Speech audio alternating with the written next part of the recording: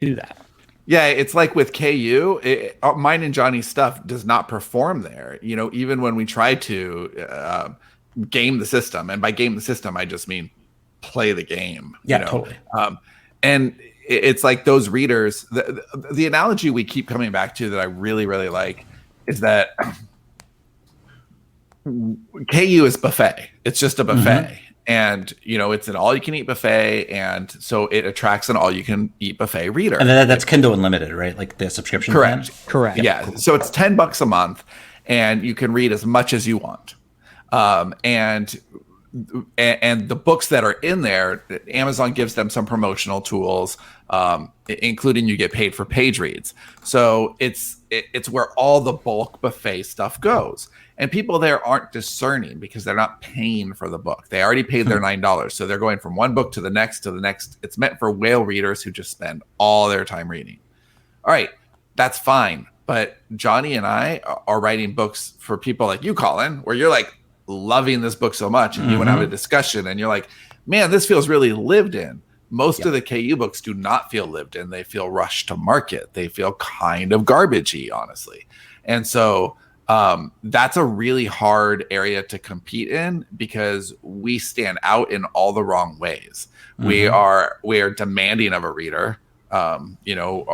Whenever you put our work through those filters that tell you kind of like what grade level it is, it's not KU stuff. Yep. And so we're not only do we not sell in that environment, we get poor reviews. And I actually told this story earlier today, but it really makes a difference. So one of the problems with Amazon is that they're not really, it's not about books, it's about the whole store, right? So they'll sell a box set of 15 sci-fi books for 99 cents because they really want you to buy a refrigerator, right? So it's a totally different economy. And a lot of authors think that Amazon is on their side, and they're not. They're on the customer side.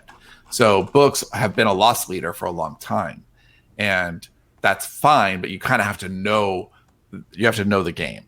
And so they have sales reps who try very hard to, hey, why don't you give us some Amazon exclusivity? And here's what we're going to give you in exchange. But then once you agree to that, you don't get the things that were promised to you, and you no longer can talk to the rep. Yeah, if you have a Kobo rep or a Barnes & Noble rep or an Apple rep, they're helping you. And so when we got an Amazon rep, we were like, sweet, now we got somebody helping us at Amazon. That's not what a rep means at Amazon. They are selling to you as the author. Yeah. And so the Beam was one of the ones where, hey, if you sign up, this looks like the perfect kind of thing that will go for deal of the day, right? These kinds of promises that sound really great. They're not really promises because a sales rep isn't going to promise. They're very careful not to promise. But they are going to promise without promising, Selling the vision. I can't promise this, but oh my God, like I've seen a lot of stuff get deal of the day. This is exactly what gets deal of the day, like that kind of language, right? So that's fine. We're willing to take the gamble. So we did. We signed up for a year of exclusivity on the Beam. It immediately went into KU. We didn't get any traction on it whatsoever. It never got any support, any deal of the day, any special page promotions or anything like that. However, it was in KU, which meant it was free to read, which meant that we got our first 1-star reviews. Before we went to Amazon exclusivity with the Beam, that first season had all 5-star shaded. It was extremely well reviewed. Brutal. Yep. So once it went free and there was no friction, anybody could just read it, and you didn't have to read the product description or read reviews to see if it was your kind of sci-fi. You read the first chapter, didn't like that your brain was now hurting, and gave us a 1-star review. And so not only were those people not paying for the book or we were making any money on the book, they were actually taking our reviews. And yes. now the people that would have found you otherwise are not going to find you. And the algorithm punishes you for that. Yes. So essentially, Johnny and I are just done playing that game, and we're going to write books for us and go the film TV route, because that's kind of where our sensibilities lie anyway. No, but it makes so much sense, because I think it was Miller World or something, where it was like a very small comic book company that Netflix bought just for the IP, Like, were they competitive with a Marvel? No, not even remotely. But they know that when they translate that content into with the budgets that they have available, that it's going to drive what was subscribers. that? I've never heard of this. Miller World. Miller World.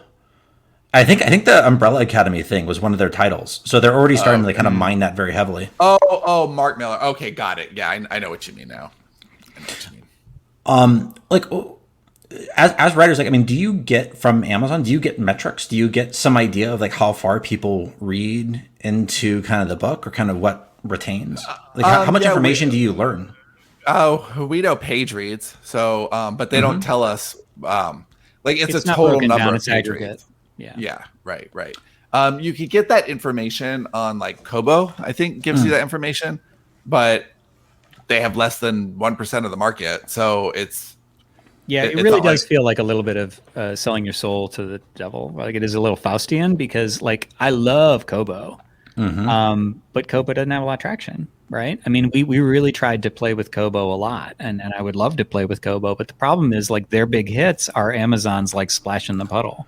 And so you feel like, and the problem of Amazon right now is that things like Kindle Unlimited, like they're decreasingly good for authors unless you're a standout. And like it used to be, I mean, Sean, I think you've heard some of these stories, so I don't know the details, or even that I'm right. But I feel like some of the bloom is off the rose as far as Kindle is Unlimited is concerned for authors. It used to be like, just like throw something in there, you'd make $1 million.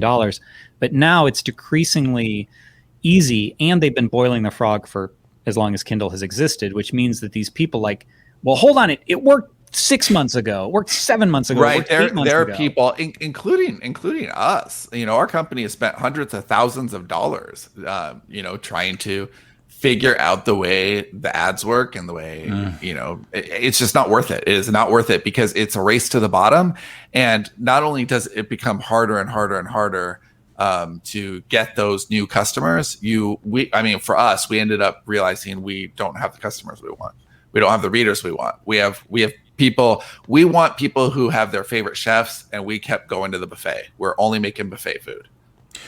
When you say it like that, I mean, it almost feels like then the future is subscriptions, that kind of subscribing to your favorite authors. I mean, that's have you guys part of the future? Okay. That's a huge part of the future. Yeah.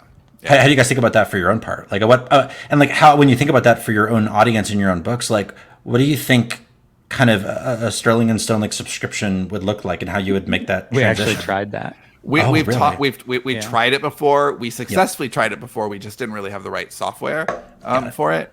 So we have tried that. We are willing to try that. But for right now, until our name gets a little bit bigger, I think it makes a lot more sense for us to focus on strategic partnerships, which we're in the middle of, sorting that out right now. But getting off the Amazon tit and, onto something more sustainable. And within Sterling and Stone, like Sean's running the business, and I'm a storyteller. So we used to co-run, and that was a mistake, a good one, right? But a mistake. Lesson learned.